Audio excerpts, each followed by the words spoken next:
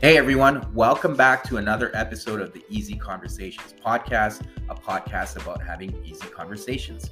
I'm your host, Furkan Dandia. In this week's episode, I welcome Mike Pantile. Mike is a dedicated Christian husband and father. He is a self employed fitness professional, a personal trainer, an online coach, and a gym owner. His life is centered around helping others become better, fitter, stronger versions of themselves, and he wouldn't have it any other way. Mike is also passionate about writing on masculinity, marriage, and fatherhood.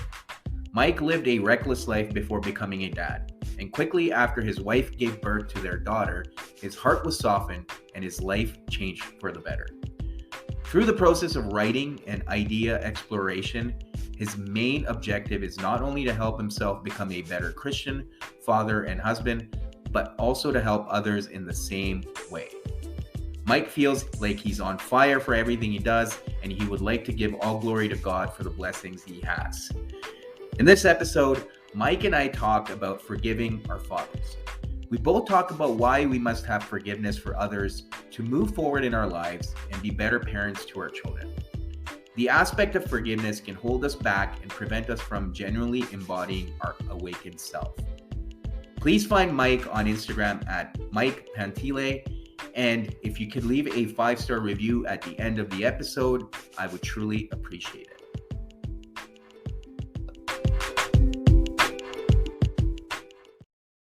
All right, Mike, welcome to the Easy Conversations podcast. Thank you for coming on here and doing this with me. I'm super, super grateful. And I'm really excited for the conversation we're going to have today. But before we get started, I want to give you an opportunity to introduce yourself, tell the listeners where you are and what it is that you do.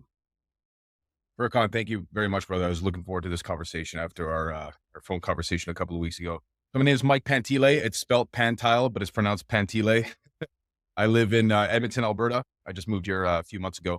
And so other than being a Christian, a father, and a husband, I am also in the fitness space. So I do for a living. So I own a gym in Vancouver that I operate remotely. I have an online training and nutrition business, and I do personal training here in the city as well. So, I call myself, funny enough, a professional meathead, but that's pretty much what I am. Awesome. So how is it like, I guess I'm interested in knowing how you're running your gym remotely. Like you don't need to be there physically. It kind of works itself out and you're just very hands Yeah, off. it's a pretty sorry to interrupt you. It's a pretty unique situation. It's a small membership base. So it's like, it is my personal training is private studio. So it's like 1,200 square feet. And so the members that are there are my old clients. And my whole point is not to make it like this huge money maker. Obviously it still makes me money, which is great, but it's more so still to just be of service to my community, to those people that were so loyal to me for years and years and years. And, it was one of those things that we all kind of discussed, put our heads together, and essentially it's a private membership club where they get, training and nutrition parameters sent to them weekly via spreadsheet. And we have a WhatsApp group where we all kind of keep in contact. And like I said, the primary driver and motivation for that is not money, but it's just like service to the community. The added benefit of obviously, still being able to pay to keep the doors and the lights on. So that's how I operate that. And it's pretty straightforward. The people that I have down there are so trustworthy that, it's pretty hands off for me, other than, dealing with, paying rent and utilities and whatnot. It's pretty, thank God, pretty hands off. Yeah, no, that's super cool. Thanks for sharing all that. But yeah, I guess when we chatted a couple of weeks ago, as you mentioned, we talked about many things. And one of the things that resonated for me is, I guess one of the things I've been covering a lot on this podcast, whether it's subconsciously or I don't know what's going on, but we've been talking about a lot of kind of the rites of passage for men and like the hero's journey and these archetypical stories that we all kind of go through in our lives. And one of the things that jumped out for me is around, I think, forgiveness. And part of it is healing the relationships with our parents. I guess one of the things we talked about was having that level of forgiveness for our fathers. And it's so crucial. I know I had to do that, and it really helped me move forward with my life. It almost helped me. I was carrying this burden around, and I didn't know about it until I actually faced it and dealt with it. That it really allowed me. And looking back now, it's really enabled my growth exponentially, because I was able to kind of get rid of that burden and that weight I was carrying around. I don't know if that resonates for you or if your experience was similar, but I Dude, wanted yeah, for that. absolutely, man. I think that's something that plagues so many men nowadays because, once you remove the fathers from the household and when they remove themselves, what identity and what sort of, container of leadership do we have? Right. It's like, I refer back to that Fight Club quote, when Tyler Durden and he's talking to the other guy when he's in the bathtub, he's like, man, he goes, if we have no fathers, like, what is that? I'm paraphrasing, what does that, mean for God? God hates us, God's abandoned us, Mhm. our earthly, father is not there. So, that's a representation that obviously God doesn't have us in his favor, but I don't believe that for a second. And so just like you, I was carrying this burden. I didn't realize I was being shackled by this weight for so long, also the thing too is I think so many men out there have fooled themselves to think that they've actually forgiven their father, but they don't Mm, actually know what it means to actually forgive. And mhm, I'm learning that more and more in my faith walk and my walk as like, father and as a husband too. And I don't know if I'm 100% all the way there, but I know, with each day that God gives me more wisdom, I am getting closer to that. And for me, like, I'd love to hear about how you've reconciled that with yourself and your father. But for me, it's like just accepting that, he's just a man. He's a mhm. flawed man. And, likely whatever he passed on to me was probably passed on to him from his father and then his father. It's this generational thing. And what's beautiful about technology in this social media era is that we're aware of this stuff. So now we can kind of attack the problem head on, right? Because Yeah. this cycle of generational trauma is a very, very real thing. And so the only way I've been able to really deconstruct that is through my faith. Is really Mhm. through, the softening of my heart through, I'm a Christian. And so with each week that passes in my faith, I come closer to this understanding of he's flawed. He was, damaged by his own father. And so he likely didn't forgive his own father. And he's just living his life the only way that he knows how. And there was also, I'm not sure about your situation, but with my father in particular, there was, an overbearing mother that didn't have there was no boundaries. And so Yeah. I still hear this excuse to this day. And it's amazing, like from even family members, I don't hold it against them at all. It's like, oh, it's not his fault. It's his mom's. It's like, dude, I can't imagine a more like pathetic excuse for a grown man Mhm. to like, have not, to have not launched his life and spread his wings. You know what I'm saying? So Yeah. it's hard to answer that question directly, but I just know that, the more that I pray, the more that I get closer to Christ, the more I realize, hey, he's a flawed man. He was hurt by his dad. And it's up to me to sort of break that cycle with my own daughter. And that starts with understanding that he's flawed and Mhm. that he couldn't help it past a certain Mhm. point. So Mhm. that's where I'm at with that. So, and for yourself, how did you realize that it was this thing that you were carrying around that was there, but you weren't aware of? Yeah, well, I appreciate you asking me the questions. No, um, it's interesting because I started going for therapy. So I was going through my divorce 5 years ago, and I was seeking therapy. And once I was kind of able to deal with what was happening in the moment, all the stressors, I started kind of healing my past. And fortunately, I was able to uncover a lot of things that I had been carrying from the past. And for some reason, I was really compelled to um, talk to my dad. And it's funny because there's enough experiences from childhood where it's like I could easily have the same conversation with my mother, which I haven't yet. But if for some reason I was more compelled to have that conversation with my father, and I remember specifically visiting because they live in a different city, really making an intention and telling him, "Hey, I want to sit down and chat with you." And when I sat down, I was scared because I wasn't looking forward to it, but at the same time, I didn't have any expectations. And what was beautiful was I was able to put, eh, as I didn't get into every specific detail, but it was I was able to put a lot on the table. And to your point, my dad didn't respond with defensiveness, which really helped. He admitted his vulnerabilities and flaw. And like as you've alluded to in your kind of experience, it's hard not to have compassion and empathy for a person who's just saying, "Hey, you know what? I wasn't the best. I made mistakes and I'm sorry." Like, how can you not forgive someone like that? And if you can't, then you're basically, um, taking on that poison yourself, right?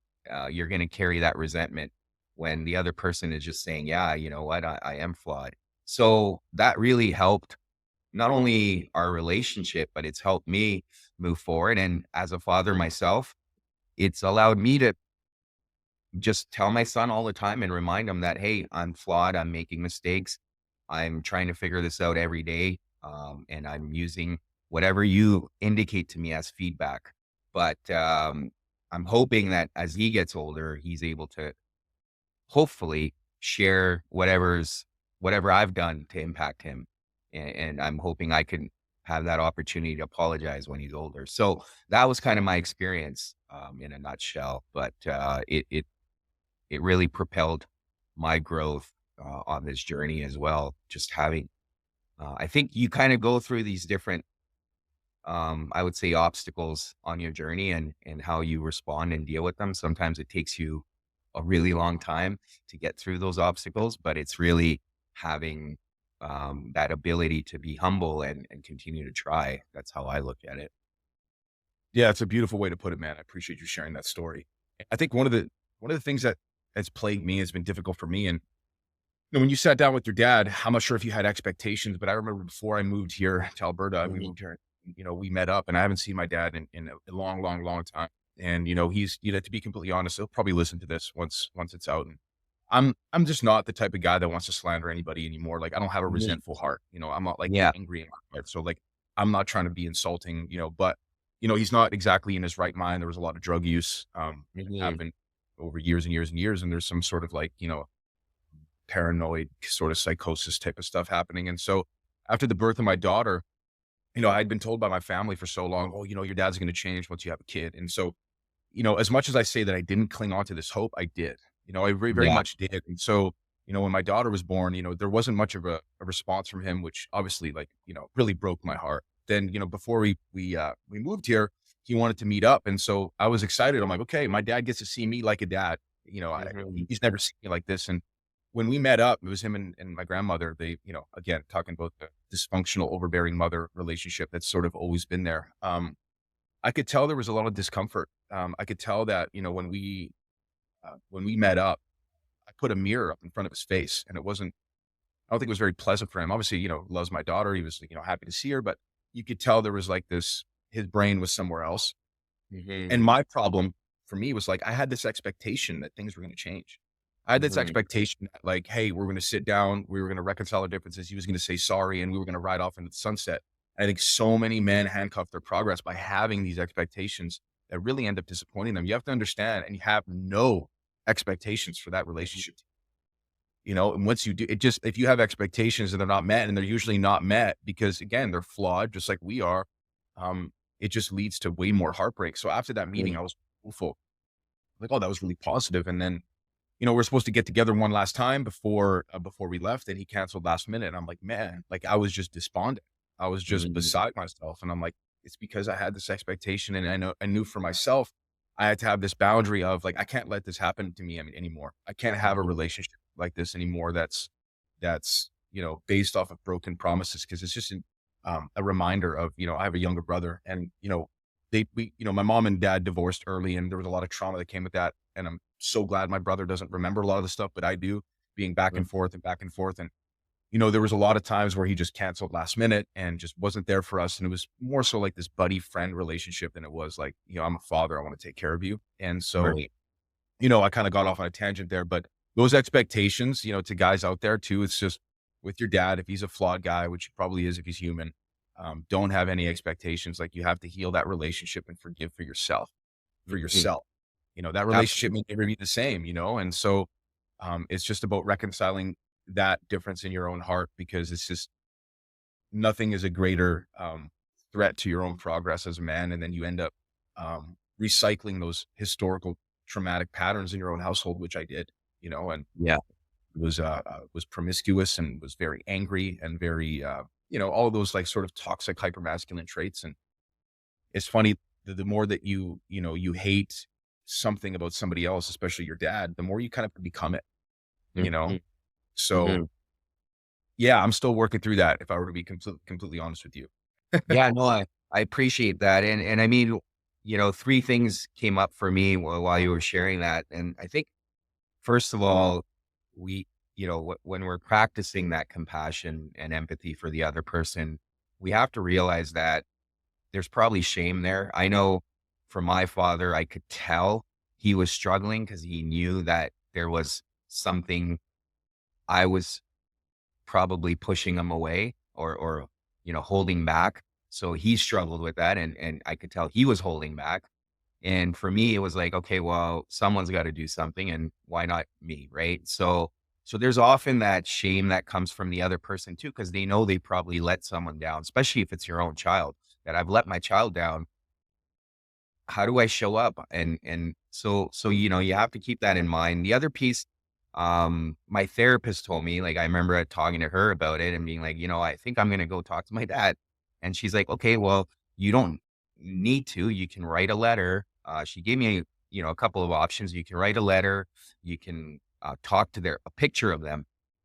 Forgiveness, to your point, is for yourself, right? It's not necessarily for the other person, nor are you letting the other person off the hook by forgiving them. You're basically let, um, freeing yourself.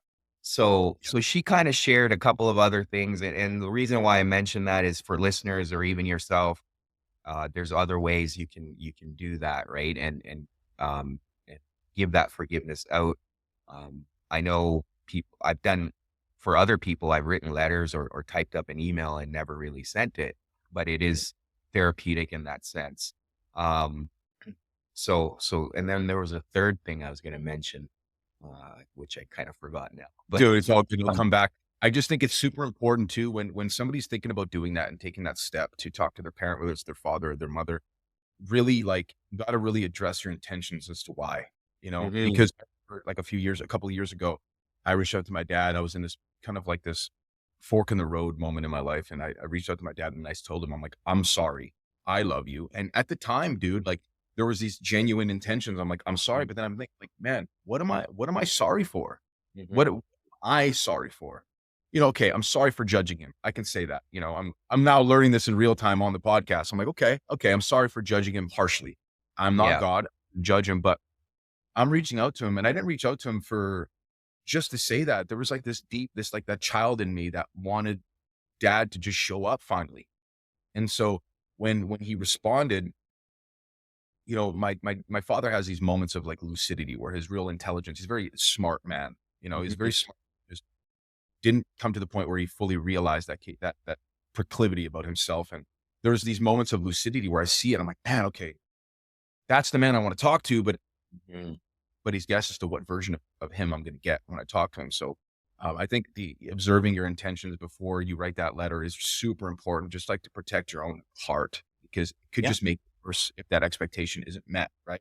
And it's right, important to have no expectations with these people, right? right. Because they hold so much power over you, whether you want to acknowledge it or not. Yeah, yeah, and I think boundaries, as you mentioned earlier, is a good way of claiming your power back. Even if you were to forgive, doesn't mean you don't get to have boundaries. It doesn't mean that you don't get to keep your distance, right? If someone is hurting you continuously, you can forgive, but you can also set boundaries, right? So that's kind of one of the things I remind people. The third thing I was going to mention, like it's right now I'm kind of in my last course for school. We've been talking about a lot of family systems and intergenerational trauma, and that's the one thing that keeps coming up is when we don't do these things of healing ourselves, we're not able to differentiate ourselves from that family dynamic. And often if that family dynamic is toxic or if there's a lot of trauma, you're taking that on in your life. And what I see with a lot of people, and myself included, I think what happens is if you're not differentiating yourself, you're not taking responsibility for yourself, and you're often blaming, right? So it's like, oh, villainizing the parent, and then you're playing the victim, and that doesn't really help with your growth. And I think that's the other thing on a subconscious level that came up for me when I was going for therapy is like, okay, yeah, these things were terrible or whatever. From my perspective, they weren't great, but I'm a grown man now and it's my responsibility to heal and put an end to this. And maybe I put an end to a cycle that was being carried down. I like to believe so, because it's definitely helped me. And for me, it was also important that to your point earlier, I'm not passing that down to my child. I'm sure there's going to be other things that are going to be passed down, but at least this stuff I'm putting an end to because I've become aware of it. Totally. And so much of what we become is what we tell ourselves about our families and about ourselves. I was, make a post about this very thing is my whole life I've been told by myself and by other people that I'm high strung. And it's Mm. like, well, I think that's just an excuse for anger, just to be Yeah. angry. Like you're not high strung, dude. What if you spent 20 years telling yourself that you were calm? What if you told yourself for 20 years, telling yourself that like your family was flawed like every other family and you didn't have this super dysfunctional, screwed up family and, woe is me.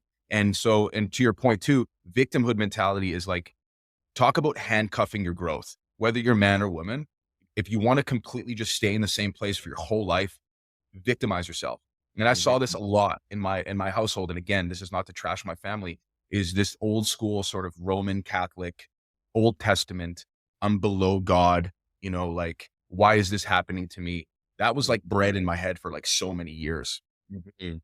Different than in this area of like, my father. It's like, why me? Why does that person have a dad and why do I have?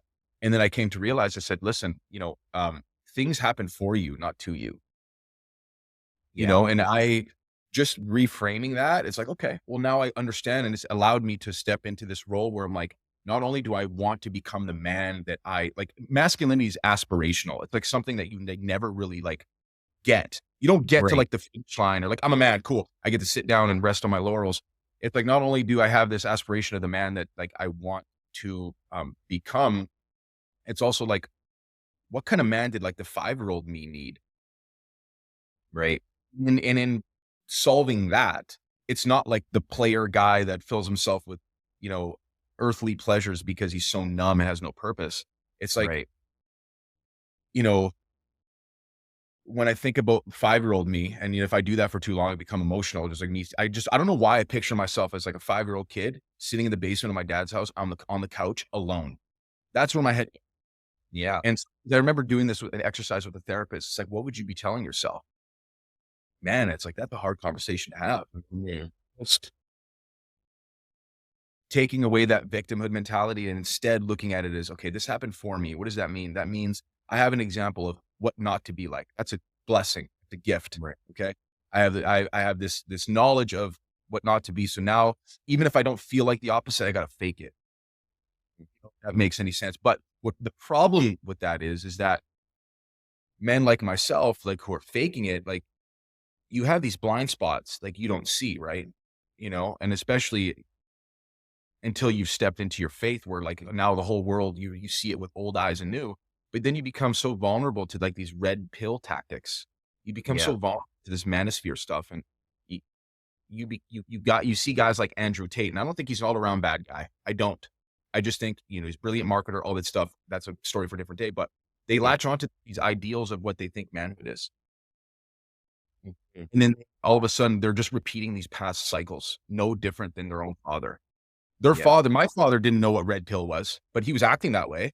Yeah. I figured out what red pill was, and then I just started acting that way. Mhm.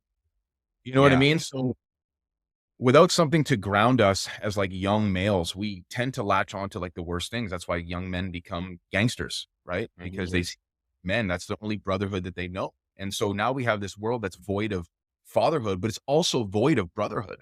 Yep. Yep. And that's why these conversations are so healing. Because Absolutely. not enough men are bringing their trauma to the table and saying, "Hey, this is what I've struggled with for so long, and in fact, it keeps me up at night and makes me cry my eyes out." Yeah. Yeah. Yeah, Yeah. and so go ahead. No, I was just gonna add to your point. I think it all circles back to taking responsibility for yourself. And, you were touching on the whole concept of masculinity. I think so many men are lost because they're trying to define masculinity for themselves. And it's like, to me personally, what makes it so simple is I'm not striving to fit any label of masculinity. For me, it's just maintaining humility in my life. And, if I want to cry, I will cry, but that doesn't mean I'm less masculine. It's like, well, I'm humble enough to accept that there is an emotion that I'm feeling. And however that emotion needs to be felt, I'm going to let it feel, I'm going to let myself feel it that way without any judgment. But I think a lot of guys, because they haven't taken that responsibility, they're either like living a life of nihilism or hedonism because they're just trying to seek out pleasure to numb that pain, or nihilism through, oh, my life is just depressing and what's the point of all of this? And I think until you don't find meaning, and there's meaning behind every situation. And for me, going back to this whole experience with my father, there was meaning in it because perhaps it was meant for me to end the generational trauma. And Yeah. there's so much meaning behind that if you choose to look at it that way, right? But I think to your point earlier, it's also understanding that often one of the things I've started to internalize more lately, it's taken me a while to get that here, but we often judge other people based on the things we hate about ourselves. And when Yeah. you really sit down and, you know, let that one sink, it's huge. And I've let that one sink and I'm now starting to catch myself. And I don't judge myself. I kind of have to have compassion for myself too. So if I see another dude and I'm judging him, now I'm able to stop and think about, okay, what's about that person that's irritating me? And how am I also demonstrating that behavior? When do I do that? And why is it so irritating to me about myself? And immediately I'm able to not only stop judging the other person and have compassion for them, but I'm able to look at it, look at myself in the mirror and find that opportunity for growth.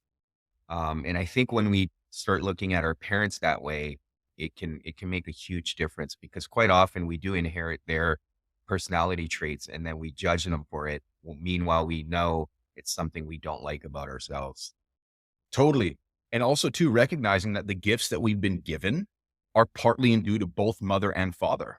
And so that's another thing too, that has helped me reconcile, my relationship with my dad is that, hey, listen, like I've gotten some positive things from him.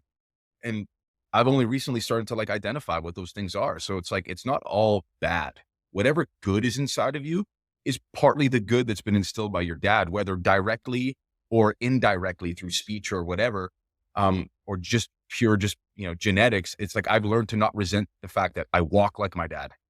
I don't resent the fact that like I talk like my dad because I'm the charismatic guy. And so there's positive things there. Right.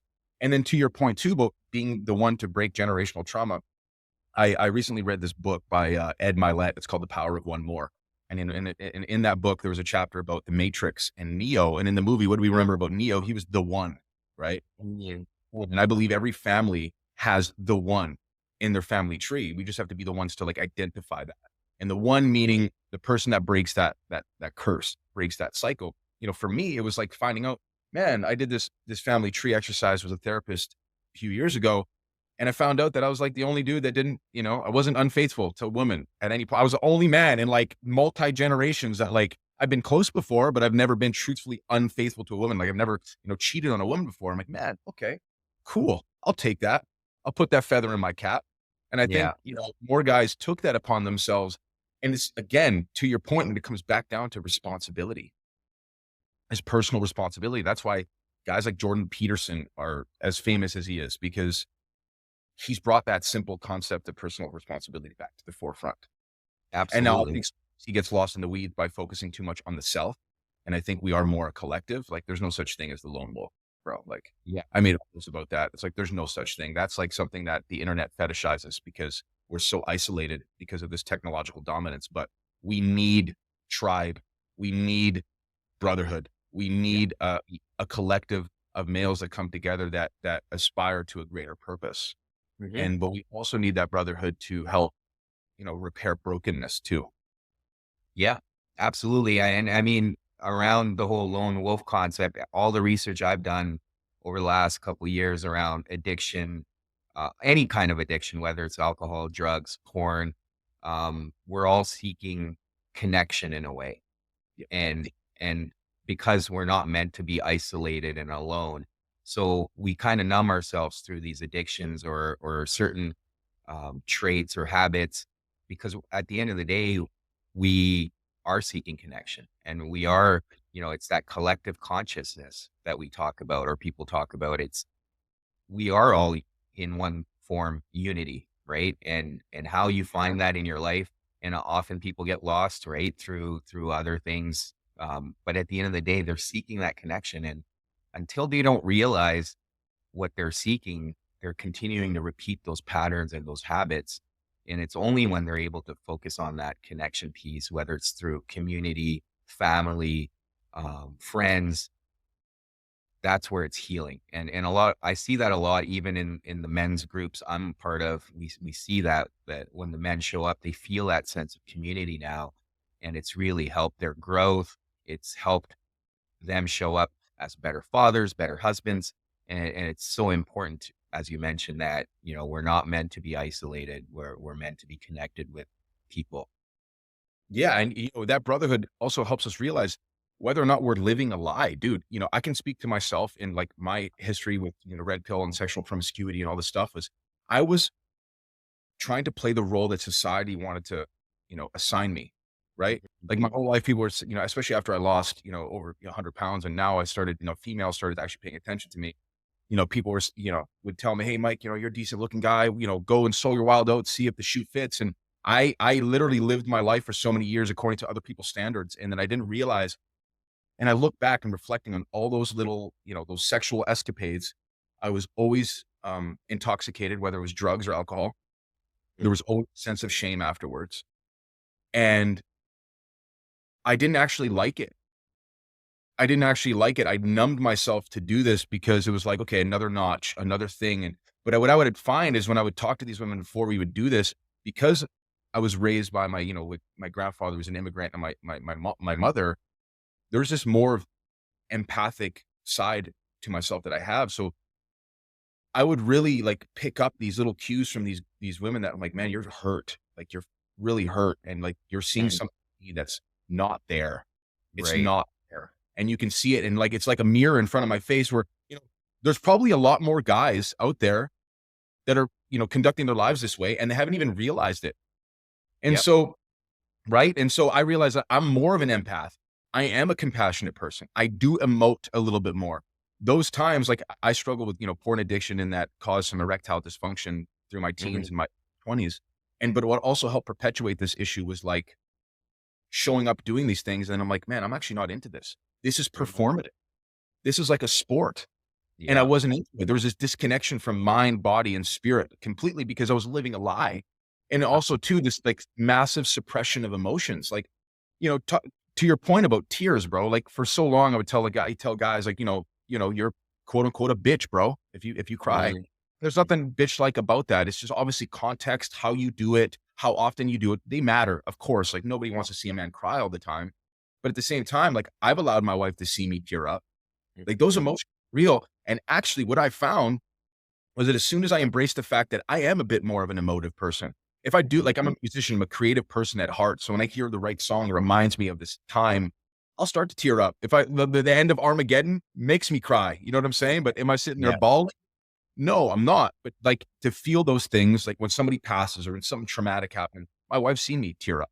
When my daughter gave me a hug and a kiss and called me dad for the first time and I teared up, like that's very real. And there's nothing emasculating about it. And in fact, that allowed me to get closer to my wife. Mhm. I didn't see this like, oh, she respects me less. Now, if Mhm. I was a blubbering fool all the time, maybe she would. But Right. the fact that I'm not, and those things, like how many guys are living lies? They're being players, and they're pretending they're these stoic philosophers when they're not. Yeah. And they just have to embrace those things, right? Yeah. I mean, and going back to the whole idea of flawed and vulnerable, I think when you're able to show your emotions in real time, again, it's hard for other people not to consider you as a human, right? And not have that connection. I mean, I'm sure that's what your wife would feel like. Oh, he's human after all, right? And he's showing the emotions. And it's so important for us to show our emotions because otherwise you repress them. And similar to whatever you're repressing when you're seeking out pleasure or whatever it is, you're just disassociating from yourself, and it creates, I think, internal chaos, which we don't necessarily realize, and that's where I think it becomes a cycle. You know, because you're experiencing that chaos, you continue to numb and numb and numb, and it becomes a never ending cycle, unfortunately. And it was a cycle I was on for a while too, and until I realized that, you know, I had 2 choices: break that cycle or Yeah. continue it and go down this deep, dark hole that is continuing to get deeper and deeper. The more I continue down this cycle, and it was so important for me to put an end to it and really find myself and ground myself. And I don't think I've figured it all out because I still have bouts with my ego, and my ego tempts me or persuades me in different directions that I know I shouldn't be following, but sometimes it's hard. Especially when you're at your most vulnerable moments, your ego will come up and try to pull you. So it's being aware of it and mindful of it for sure. 1000%, man. And the only, I kind of accidentally stumbled into it. I've always thought of myself to be a self-aware person, but it wasn't until that I met my wife and, we had a baby that I was like, oh, damn, this is real now. Like I gotta figure myself out big time. And there was like, there's these series of events that, and the commonality between all those events is that it produced pressure. They produced, um, stress, good, positive stress. Like for a man to really step into his manhood, he's got to put his back against the flame, right? So here I am, this young man, and my wife, girlfriend at the time, I got married to her like a month later. I was like, I was operating sort of blind, but the first push was her hovering above me and saying, "We're pregnant." I'm like, "Oh, dude, I can't be living for myself anymore." And that was the great awakening, is that we're walking around living solely for like the temple of I, when really like that fulfillment and that like actualization of our character and our manhood, and also that reconciliation between ourselves and our relationship with our fathers, I think it becomes healed through a process of pressure. And what that implies is that you're taking like extreme accountability and Yeah. ownership over yourself or the situation that you're in. And so if it wasn't for my wife, and I just prayed God every day that, he gave me a good woman. I don't know what I did to deserve that after what all that I've done, but it's certainly without that catalyst for change for me, I wouldn't have been able to step into this. And so it sounds like for you, tell me if I'm wrong, that started with you talking to your dad, correct?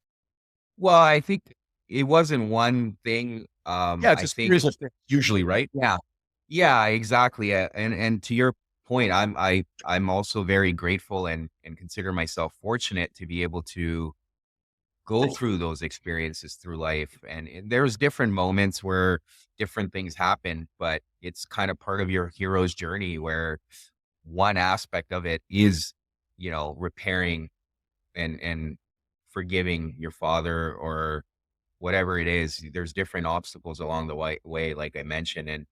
Um, and then there's more coming on this journey. That's the thing. I think as men, once we take responsibility for ourselves, we're able to, as you mentioned earlier, recognize that things do happen for us, not to us.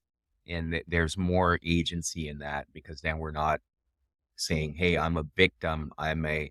Um, I'm part of the effect." It's like, no, I'm the cause of these Yes. things that manifest themselves. And I think then you can even reframe and shift how your life plays out because you maintain that level of positivity as well as discipline or control, whatever it takes. But that's kind of how I approach life, is like, okay, well, there's certain things that are going to happen throughout the day I have no control over, but the only thing I can control is how I'm showing up. And sometimes I'm going to miss the mark. Sometimes I'm going to, you know, as a flawed human, I'm going to make mistakes, but it's also recognizing that at the end of the day, I'm looking back at all the mistakes I made and how can I improve on them. And sometimes it takes me many, many tries, but yeah.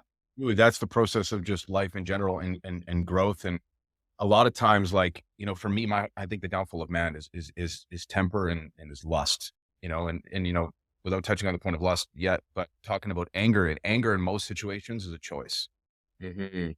Just like that lie that I've fed myself for so long that I'm high strung or I'm this or I'm that. I'm like, man, it's all a choice. And like, look no further than a stupid example that is like road rage, right? Yeah. Like, dude, like it's like something goes off in a human's mind as soon as he gets behind the wheel of a car that just makes you a tyrant. Right. And you don't realize it, but you're choosing to be that way. Yeah. Of course there's normal human anger, right? Like we all succumb to it at some point for sure. Like that's, I'm not gonna be one of these guys that like all anger is a choice. Like, no, man, anger is like part of like the human psyche and it's okay. Of course. We deal with that. That's important. Like there's normal, male anger, female anger, but most anger, most things are a choice, dude. And it wasn't until I realized this that I was able to really heal my household too. It was Right. like, man, when I come home from work, man, put the armor down, put the weapon down at the door, dude. Like, you don't know what kind of day your wife's had or your daughter's had. Like, go in there and just be bright, positive, happy, and loving as much as you can be. And if your wife ticks you off, your kid ticks you off, like, just take a split second. And again, referring back to that book, because I think that book was just so the power of one more. It's just be calm one more time. And that's my mantra. Like, just choose mercy and choose forgiveness before you choose anger. Just like, don't go there yet. Yeah. Use Yeah. something unique, you know, and it's hard. It's so hard because you feel those emotions bubbling up. But we honestly, truthfully, the more I grow older, the more I realize it's a choice. And it's just, we've been fooled to think that like our emotions happen and we're victims of circumstance when really we are like the masters of our own domain. And that's like between the ears and in the rib cage. Right. Absolutely. Yeah. And to your point, anger is very informative, right? I think part of it is we've looked at anger as this negative emotion, and then it becomes anytime anyone experiences anger, there's so much shame around and you try to hide it. And I've said this a few times, but shame thrives on secrets and silence. Yeah. So it continues to perpetuate. But I think it's recognizing, okay, what is this anger telling me? And whether, to your point, if you're feeling like a tyrant or you're lashing out based on your anger, there's some sort of insecurity behind that. And it's recognizing, where's that insecurity coming from? Like for me, road rage was before I would consider myself weak. It's like, oh, this guy cut me off, or this guy gave me the finger. He thinks I'm weak. It's like, Yeah. well, I'll show him, right? And it's That's like, right. oh no, this guy's probably having a terrible day. Or it's first thing in the morning and this guy's so angry, I feel compassion for him, because how terrible must it be that first thing in the morning you're getting so enraged that you have to flip someone off, right? So it's just reframing it rather than taking it personally, because often when we personalize it, there's so much insecurities attached to it. So it's to your point, pausing and just taking that moment to recognize, what is this anger trying to tell me? And it's amazing when, even on the road, for example, when somebody's like super flippant and they're mad and you actually meet them with like calmness, they change instantly. Yeah. They're expecting you to be hostile, right? And when you're not, and you're like, no, my weapon's down, man. Their demeanor Yeah. changes. Amazing. It's amazing how that happened. I think for us to get there, fundamentally, our ego has to die. Because if you look at like the calamity of man, like the war that wages within a man's heart, it's usually because of his ego.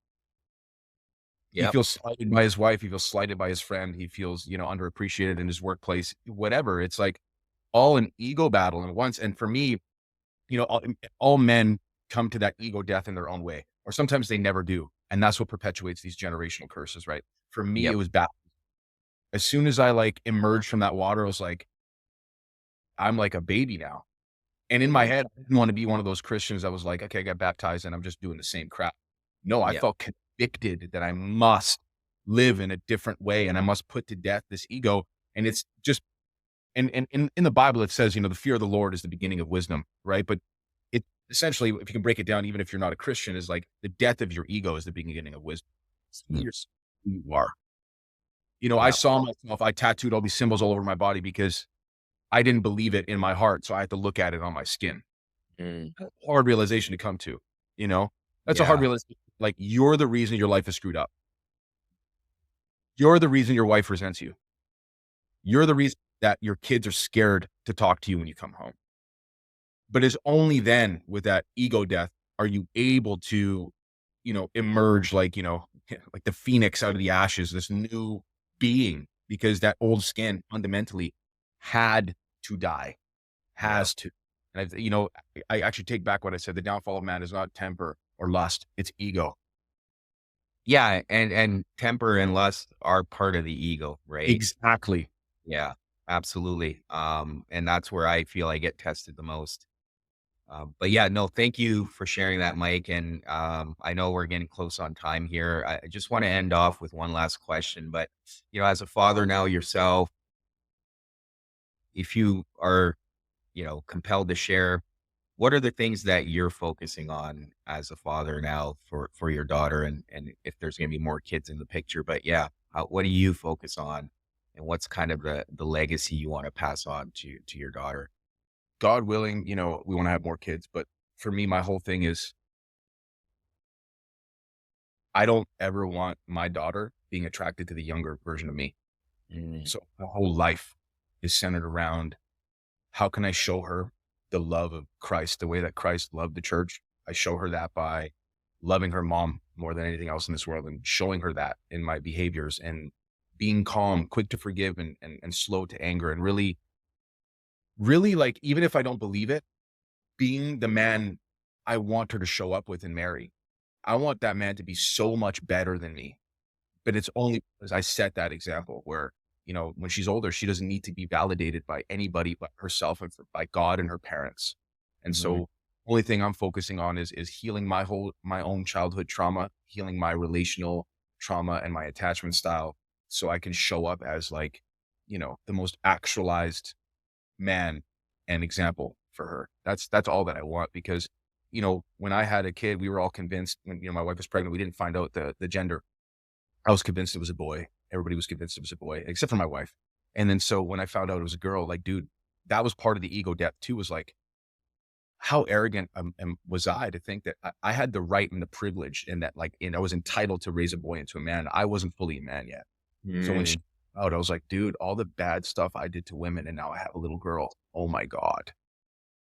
There's nothing more sobering for a man than that.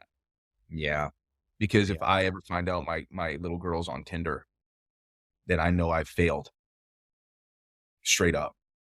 So that's what I'm focused on, is just being the yeah. best we can be for her. And that starts by, you know, taking responsibility, loving her mom, and loving God more than anything else in this world. Well, thank you for sharing that, Mike. Appreciate it, and thank you for coming on here and being so vulnerable and honest. I really appreciate it and enjoyed the conversation today. For listeners that do want to get a hold of you, what are some ways they can do that? Whether it's social media, online, yeah, how can they I do just that? want to say, first of all, thank you so much for having me on the show, dude. Like, you, Kurt, and John Waltz have had me on their podcast in the last week and a half, and my page is so small, but just to see other guys like yourself recognize, some of the value, and at least the heart of what I'm doing is good, and seeing that recognized means a lot to me. So sincerely, thank you. It's amazing to be amongst men like yourself. But where to find me is, my fitness stuff is Forza Barbell, but my main stuff where I'm posting most of the time is just my page on Instagram is Mike Pantile. So it's Mike, and then it's spelled Pantile. So Pantile on Instagram. And that's where mainly I post, content about faith, motivation, fatherhood, and sort of everything in between. So you can find me there. Cool. Well, thank you again. I appreciate it. I appreciate you, bro. God bless you. We'll talk soon again. Thanks. Thank you for checking out this episode with Mike. Please subscribe to the podcast if you already haven't done so, and please leave a comment. I always love hearing from you. Stay tuned for another episode next week.